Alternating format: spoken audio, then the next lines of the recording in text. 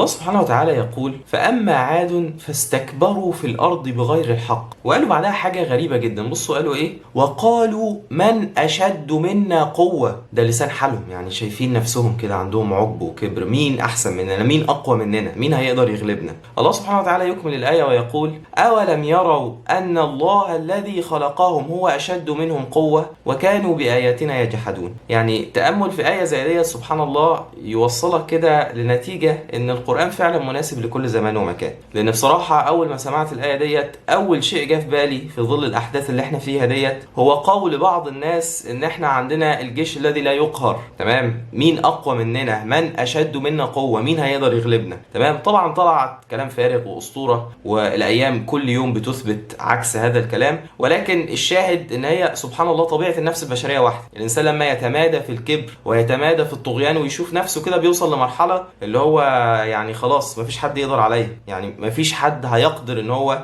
يجابهني والعياذ بالله. في نفس السياق برضو يقال ان اللي عملوا سفينة تايتانيك من عظمتها وكمية التفاصيل اللي فيها وما الى ذلك، يقال ان هم قالوا والعياذ بالله even God cannot sink this ship. يعني حتى الاله والعياذ بالله لا يستطيع إغراق هذه السفينة. فسبحان الله الإنسان بطبيعته كده يعني للأسف لما يتمادى في الكبر بيوصل لمرحلة سيئة جدا. يعني لذلك الرسول صلى الله عليه وسلم يقول: لا يدخل الجنة من كان في قلبه مثقال ذرة من كبر. لأن الكبر دوت هو اللي بيؤدي للإنسان إلى الهلاك ويؤدي الإنسان للعند. يعني احنا بنشوف مجابهة الله سبحانه وتعالى بالمعاصي ومجابهة الله سبحانه وتعالى بالفساد في الأرض والعياذ بالله بصورة فجة. يعني نشوف يعني قتل وتشريد للناس بصورة يعني لا يرضى أي إنسان أيا كانت ملته إن هو يشوفها. يعني ربنا يا رب ينتقم من المفسدين والظلمة وينصر إخواننا عليهم يا رب. فالشاهد من الموضوع إن الكبر ده بيوصل الإنسان لمرحلة من الطغيان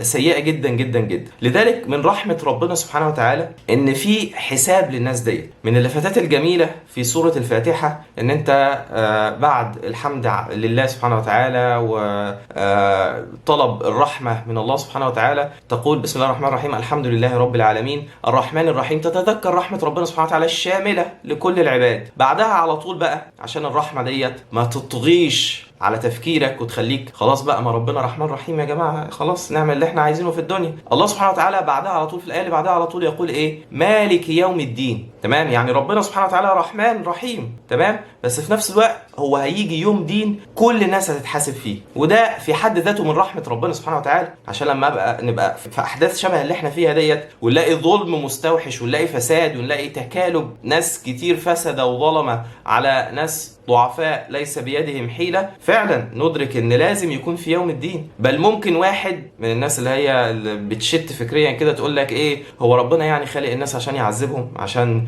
يبقى في يوم قيامة وحساب ونار وما الى ذلك. تيجي بقى احداث زي اللي احنا فيها ديت عشان تحسسك ان فعلا يعني الله سبحانه وتعالى حق، ومن عدل ورحمة ربنا سبحانه وتعالى ان يبقى فيه الحساب ده. يوم الدين ده يوم شديد جدا جدا جدا. الله سبحانه وتعالى يقول مالك يوم الدين، وفي قراءة أخرى متواترة مالك يوم الدين. يعني ربنا سبحانه وتعالى اليوم ده هو الملك الوحيد والأوحد. تمام؟ لا ينازعه أحد في الملك يوم الدين، يوم الحساب، يوم الفصل. تمام؟ يعني نتخيل كده مثلا، وده يعني طبعا من عموم البلوى في زماننا دوت، بس نتخيل ان انت رايح تقدم على وظيفة ما ورايح بقى ايه مطمن وحاطط في بطنك بطيخة صيفي على اساس ان انت معاك واسطة كبيرة، يعني خلاص انا ضامن الوظيفة دي. تفاجأ بعد كده بعد الانترفيو بعد الشورت ليستنج والبروسيس دي كلها ان انت ما اتقبلتش. فتستغرب هو ايه الواسطة بتاعتي مش شغالة ولا ايه؟ فتسأل من تحت لتحت كده فتلاقي ان كل اللي تقدموا كان معاهم وسايط، وانت للاسف واسطتك يعني ايه كانت اقل منهم شوية. فسبحان الله في الدنيا ممكن يبقى فيه كذا ملك، يعني ممكن يبقى فيه كل واحد ليه سلطة معينة وناس تعلو بعض، يعني ده سلطته اعلى من ده وده سلطته اعلى من ده، وده مثلا في حد فوقيه بس اللي فوقيه دوت في حد تاني بيجابهه، يعني دوت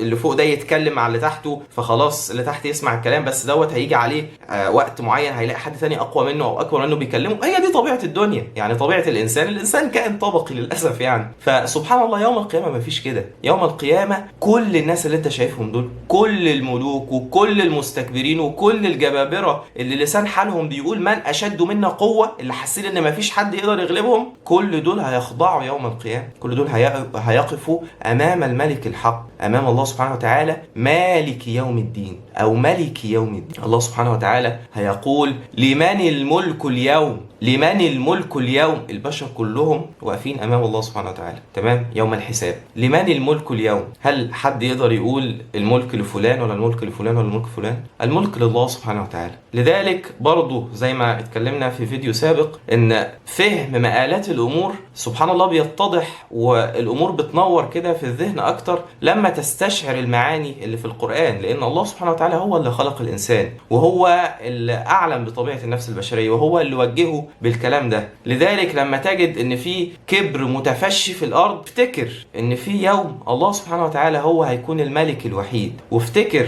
ان الناس اللي لسان حالها من اشد منا قوة في اللي خلقهم. أولم يروا